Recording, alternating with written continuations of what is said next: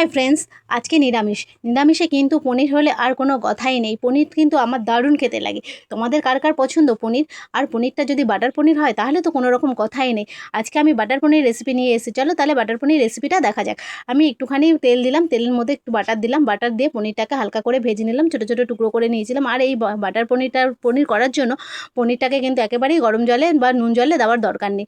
পনিরটাকে হালকা ভেজে তুলে রাখলেই হয়ে যায়। তারপরে আমি বাটা মশলার মধ্যে এখানে কী নিয়েছি জানো? একটু নিয়েছি কাজু, আর নিয়েছি সামান্য একটু পোস্ত, আর 2-4টে কাঁচা লঙ্কা, আর একটু আদা। ব্যাস, এটাকে খুব সুন্দরভাবে মিক্সিতে আমি গুঁড়িয়ে নিয়েছি। গুঁড়িয়ে নিয়ে তারপরে আমি জল দিয়ে ভালো করে পেস্ট করে নিই। আর আমি এখানে তেলে সম্বাদ দিয়েছি একটা শুকনো লঙ্কা আর একটু গোটা গরম মশলা, তার মধ্যে ছিল দারচিনি আর এলাচ, ব্যাস আর কিছু না। দিয়ে আমি এরপরে ওই বাটা মশলাটাকে দিয়ে একটু ভালো করে নেড়ে চেড়ে একটু কষিয়ে নিয়েছি। কষিয়ে নেওয়ার পরে যখন দেখলাম হালকা তেল ছেড়ে এসছে, তখনই কিন্তু দইটা অ্যাড করতে হবে। দইটা এই সময় দিলে কিন্তু খুব ভালোভাবে এটাকে দইটা আর কি মিশে যায়, এবং ভালো করে নাড়লে দেখবে তেল ছেড়ে আসবে, তখন কিন্তু একদম সুন্দরভাবে মশলাটা কষানো হয়ে যায়। মশলাটা কষানো হয়ে গেলে তারপর আমি ওই ভেজে রাখা পনিরগুলোকে দিয়ে দিলাম। ভেজে রাখা পনিরগুলোকে দিয়ে একটু নেড়ে চেড়ে নিয়ে তারপরে আমি ওই বাটিটা ধুয়ে একটু জল দিয়ে দিলাম, যে বাটিটাতে আমি মশলা করেছিলাম। নিয়ে তারপরে আমি একটু ভালো করে ফুটতে দিলাম। ফুটে নিলে বেশি জল দিলে কিন্তু আবার পনিরগুলো একদম নষ্ট হয়ে যাবে, তাই হালকা জল দিলেই হয়ে যায়।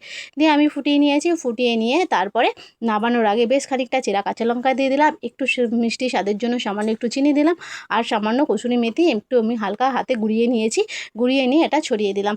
আর নামানোর আগে সামান্য একটু বাটার দেবো, দিয়ে এটা নামিয়ে নেবো। এটা কিন্তু অপূর্ব খেতে হয়। তোমরা কে কে খেয়েছো এইভাবে বলো তো। আর যদি কেউ না থেকে থাকো, খেয়ে থাকো, তাহলে ফটাফট এইভাবে করে নাও, দেখবে দারুণ টেস্ট হয়। আমার কিন্তু রাত্রের মেনু এটাই ছিল, বাটার পনির, আর সঙ্গে ছিল পরোটা, একটু স্যালাড, আর একটু আলু ভাজা।